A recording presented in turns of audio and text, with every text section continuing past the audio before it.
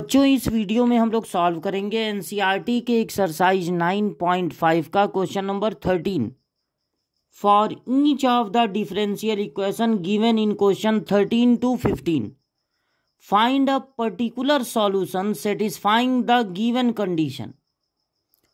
आपको 13, 14, 15 तीनों में डिफरेंशियल इक्वेशन दिए गए हैं। डिफरेंशियल इक्वेशन उस इक्वेशन को कहेंगे जिसमें आपको कोई डिफरेंशियल कोफिशिएंट दिखे, जैसे dy/dx। ये अगर है तो ये डिफरेंशियल इक्वेशन है, या d² y/dx² हो, d³ y/dx³ हो, तो ये डिफरेंशियल इक्वेशन है। आपको पता लगाना है इसका पर्टिकुलर सॉल्यूशन। डिफरेंशियल इक्वेशन को सॉल्व करने का मतलब होता है उसमें जो dy/dx हैं उनको एलिमिनेट करना, उनको गायब करना। और पर्टिकुलर सॉल्यूशन का क्या मतलब है? जब हम dy/dx को गायब करेंगे तो इंटीग्रेशन करेंगे। जब इंटीग्रेशन करेंगे तो एक कांस्टेंट ऐड करेंगे, और अगर हम उस कांस्टेंट की वैल्यू भी निकाल दें तब इसे हम कहेंगे पर्टिकुलर सॉल्यूशन। तो देखिए, जब आपको डिफरेंशियल इक्वेशन दिया गया है dy/dx plus 2y tan x equal to sine x, तो उसके बाद y equal to 0 when x equal to π/3 ये भी दिया हुआ है। इसका यूज करेंगे हम कांस्टेंट की वैल्यू निकालने में। पहले तो हम dy/dx को एलिमिनेट करेंगे, उसी को कहते हैं सॉल्यूशन।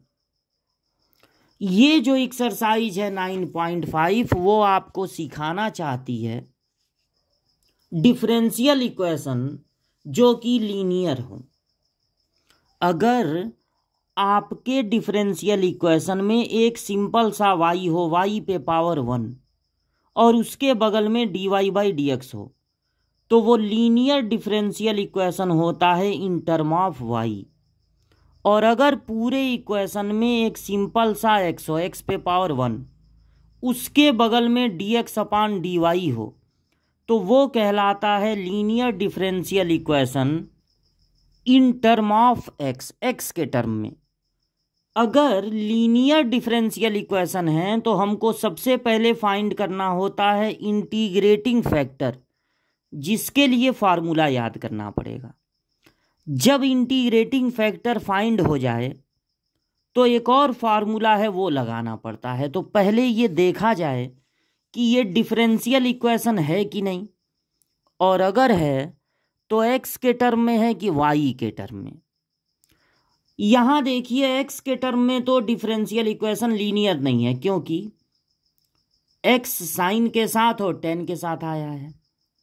सिंपल x नहीं है, x पे पावर 1, लेकिन y सिंपल सा है। देखिए, y पे पावर 1 और बगल में dy/dx भी है, तो यानी कि ये लीनियर है in term of y, y के टर्म में लीनियर है। इसके बगल में जो dy/dx है उसका कोफिशिएंट 1 होना चाहिए, 1 ही है, 1 ही है। तब इसको कंपेयर कर देंगे dy/dx plus py equal to q से। तो जो y के साथ है 2 tan x, जो y के साथ है वो p का काम करेगा,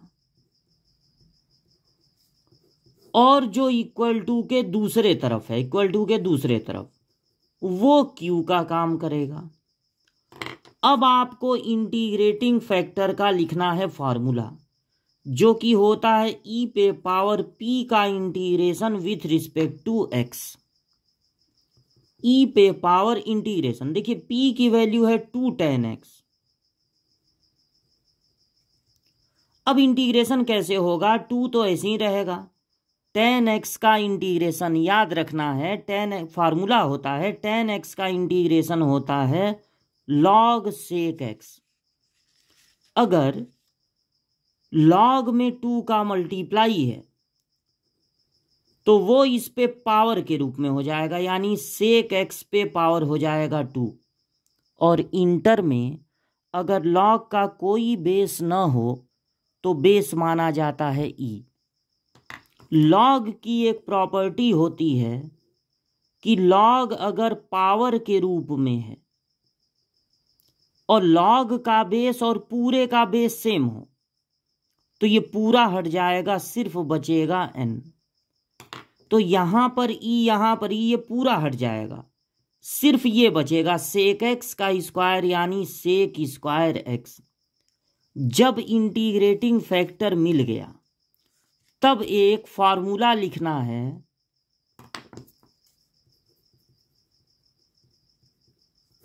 y into integrating factor equal to integration of q into integrating factor dx। अब y की जगह y लिख देंगे, इंटीग्रेटिंग फैक्टर मिला है sec square x, integration of q की वैल्यू मिली है साइन एक्स और इंटीग्रेटिंग फैक्टर मिला है सेक स्क्वायर एक्स। अब इधर कुछ नहीं करना है, ना डिफरेंशिएशन ना इंटीग्रेशन, सिर्फ इसका इंटीग्रेशन करना है। तो इसका इंटीग्रेशन कैसे होगा, एक तो साइन है दूसरा सेक स्क्वायर है, तो सेक को बदल लीजिए 1/cos में, ये साइन है, सेक को बदल लीजिए 1/cos में, तो सेक स्क्वायर है ना तो कॉस स्क्वायर होगा। अब एक 1/cos को सेक लिख लीजिए, एक और कॉस बच गया तो साइन बाई कॉस हो गया tan। और सेक एक्स tan एक्स के इंटीग्रेशन का फॉर्मूला होता है, सेक एक्स tan एक्स का इंटीग्रेशन होता है सेक एक्स, क्योंकि सेक एक्स का डिफरेंशिएशन होता है सेक एक्स tan एक्स, तो सेक एक्स tan एक्स का इंटीग्रेशन होगा सेक एक्स। और अब जब सारा इंटीग्रेशन हो गया तो एक कांस्टेंट ऐड कर देंगे c। ये अभी तक, अच्छा एक बात और, जब इंटीग्रेटिंग फैक्टर पता लगाते हैं तब भी इंटीग्रेशन होता है, लेकिन उस समय कांस्टेंट नहीं ऐड करते हैं। जब मेन फार्मूला लगाते हैं, इंटीग्रेशन करते हैं, तब कांस्टेंट ऐड करते हैं। ये कहलाएगा जनरल सॉल्यूशन, क्योंकि इसमें अभी c की वैल्यू नहीं निकाली गई है। अब अगर हम c की वैल्यू भी निकाल दें तब वो कहलाएगा पर्टिकुलर सॉल्यूशन। c की वैल्यू निकालने के लिए कुछ वैल्यू क्वेश्चन में जरूर दी जाएगी, नहीं तो c की वैल्यू नहीं निकाल पाएंगे। तो देखिए दिया है y equal to 0 when x equal to π/3। तो हम इसमें क्या करेंगे, y की जगह 0 रखेंगे और x की जगह π/3, मतलब कि 60 डिग्री, π/3 का मतलब 60 डिग्री। तो जब यहाँ 60 लिखेंगे और y की जगह 0, तो ये तो पूरा 0 ही हो जाएगा। और यहाँ पर हो जाएगा सेक 60, सेक 60 की वैल्यू होती है 1/2, नहीं 1/2 तो cos 60, सेक 60 हो जाएगा 1/2 का उल्टा यानी 2, तो c की वैल्यू आ गई -2। अब इस c की जगह जब -2 भी लिख देंगे